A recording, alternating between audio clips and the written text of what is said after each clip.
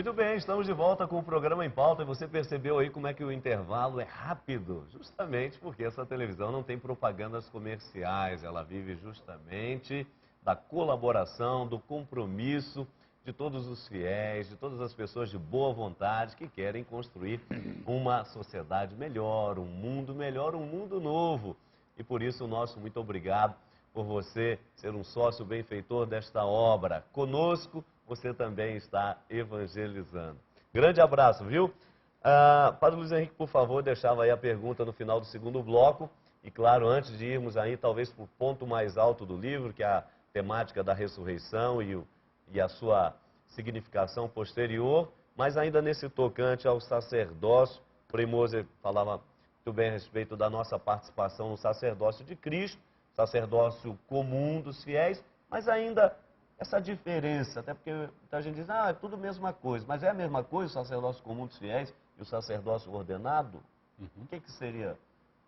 A doutrina da igreja é clara, inclusive a gente pode citar aqui o documento Lumen Gentium, número 10, onde está bem delineada esta afirmação da diferença entre o sacerdócio comum dos fiéis, que é o sacerdócio de todos aqueles que foram batizados validamente com água em nome do Pai, do Filho e do Espírito Santo, com a mesma intenção com que a igreja quer batizar, e depois o sacerdócio ordenado, que são daqueles que, no segundo grau da ordem, no terceiro, os presbíteros e os bispos foram ordenados, ungidos justamente para esse ministério específico.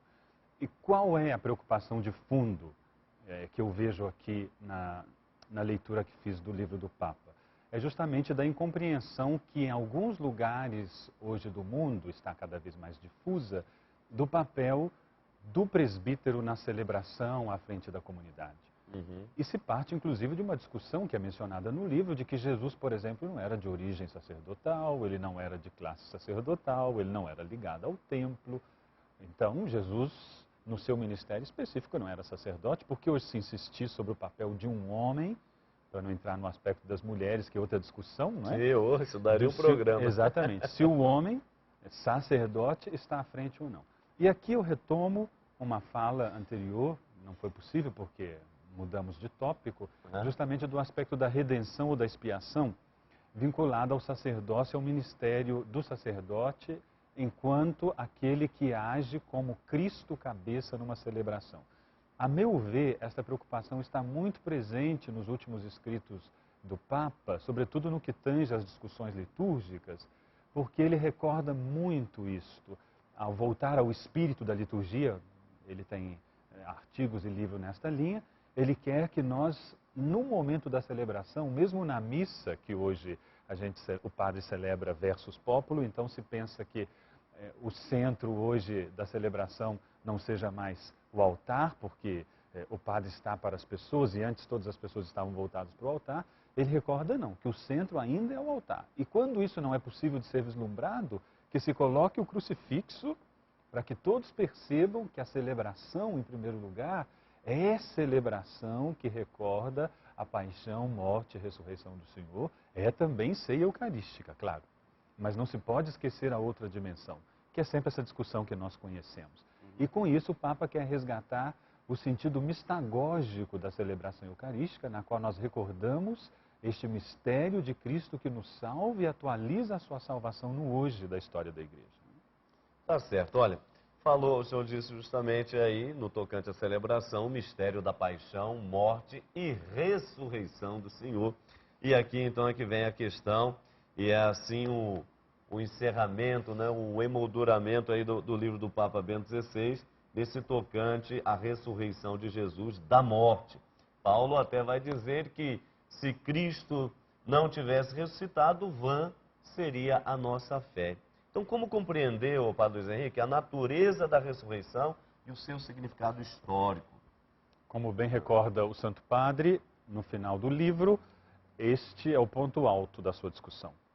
Porque a grande preocupação que foi lançada aos poucos, de uma forma muito, digamos assim, subliminar no discurso da teologia e na própria prática pastoral, é justamente o risco de se esquecer esta dimensão. Eu me lembro que certa vez eu estava dando uma palestra num lugar e depois que eu terminei de falar sobre a exegese canônica, que é justamente a interpretação teológica da Escritura, um dos professores disse, mas o senhor falou justamente algo que para mim é difícil de acreditar, o aspecto histórico da ressurreição. O que muito me causou espanto ao escutar isso numa faculdade, mas eu entendi a proporção da fala do professor, que estava muito bem intencionado, com certeza, mas é porque a perspectiva histórica dele, como nós recordávamos antes, não é a perspectiva histórica do semita. E aí, o que o Papa recorda? Que, em primeiro lugar, não se pode, obviamente, dizer que o túmulo seja o testemunho histórico da ressurreição. O que testemunha a ressurreição é o testemunho dos discípulos. E, sobretudo, o domingo no qual eles se reúnem para recordar o mistério da ressurreição por meio da Eucaristia. Mas se alguém mais tivesse alguma dúvida ainda sobre essa dimensão histórica, nós poderíamos dizer, o relato da ascensão confirma o aspecto histórico da ressurreição. Porque ao verem o Senhor em carne e osso que sobe aos céus, se vê claramente a consequência de que ele está vivo. E o Papa recorda muito bem que a ressurreição aqui não é uma reanimação de um cadáver, como aconteceu, por exemplo, com o filho da viúva de Naim, com Lázaro, que são pessoas que depois morreram. Menina. Exatamente, tantos outros casos. Não é uma reanimação de cadáver, não é um milagre, um feito miraculoso que pudesse causar tanto espanto a tantas pessoas. Não, é a introdução numa dimensão nova, a qual todo cristão é chamado a atingir um dia, segundo o novo catecismo da Igreja, parágrafo 1001, no final dos tempos, na parousia, quando ele retornar para julgar os vivos e os mortos. Uma nova forma de presença. Exatamente. E o Papa fala de da introdução numa nova dimensão, que é a plenitude do ser humano a qual todos nós somos chamados. Sim, Fremoso? Olha, eu, ao ler essa passagem aí do livro referente ao túmulo vazio, eu fiquei meio escandalizado que ele não nos ouça. Mas como? Não, o túmulo vazio não quer dizer, aí é que vem, não é? Que o corpo se decompôs, etc., mas quer dizer, no terceiro dia, os testemunhos chegaram lá e encontraram o túmulo vazio.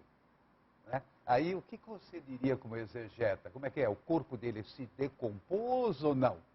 O Papa deixa um pouco assim no ar, uma interrogação. Eu gostaria, honestamente, de perguntar, você como exegeta, como é que você vê? Veja, como é que o corpo do Senhor, primeiro partindo de uma perspectiva semítica, né? Depois nós podemos entrar numa perspectiva ontológica, metafísica, científica, caso não seja permitido o tempo. Mas do ponto de vista semítico, ao quarto dia a pessoa era declarada definitivamente morta. Né? Então veja o exemplo de Lázaro, por exemplo, não é que estava já no terceiro dia, no terceiro dia a pessoa já estava definitivamente morta. Então o Senhor morreu de fato. Ele teve que experimentar claramente a morte. Mas do ponto de vista científico, nós sabemos que em 3 dias não haveria decomposição. É muito difícil que isso aconteça, com raras exceções, a não ser que a pessoa já esteja em estado...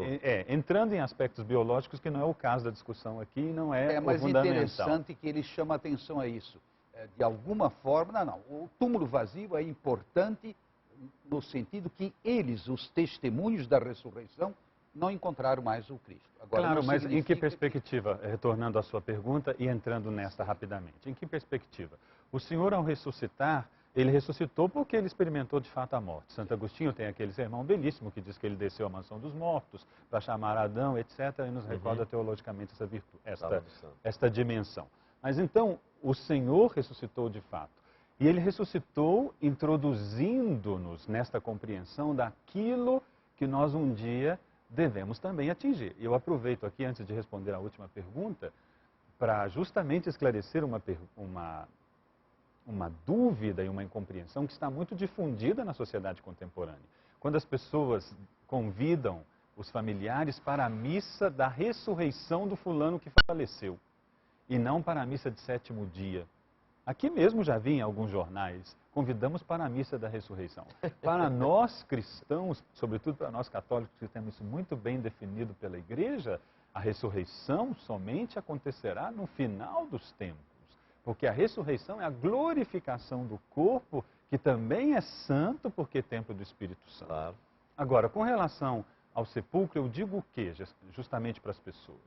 Vejam, como é que o sepulcro pode ser também um fato histórico ou um testemunho histórico na linha do Bento XVI, não para defender o Papa, porque ele não precisa de apologia, mas para dizer justamente o quê? Os cristãos, desde a antiga tradição, o senhor sabe disso, veneraram os túmulos como memória dos mártires dos santos.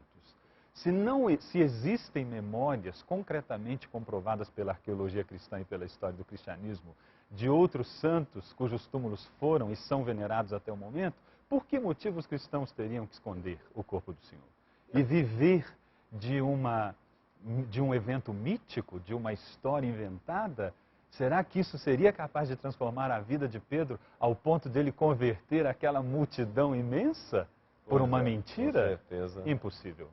Tá certo. Olha, teríamos muito o que falar ainda, mas eu quero colher então aqui, até partindo ainda da ressurreição, não é, uma palavra final do Frei Antônio Moser, do Padre Luiz Henrique, agradecendo muito, não é, o programa de hoje, que com certeza você que nos acompanhou, não é, bebeu aí da sabedoria desses dois grandes teólogos e que nos ajudaram com certeza a entender melhor, não é, o que o Papa está querendo dizer e um pouco mais sobre Jesus de Nazaré. E aproveito, se você, porventura, chegou agora no final, não é, no fechar das portas aqui, mas você pode acompanhar o nosso programa por dois endereços.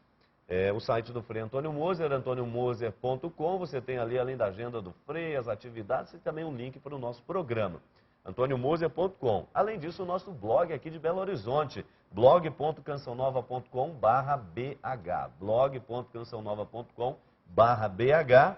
E é claro, agora, você também pode nos seguir pelo Twitter.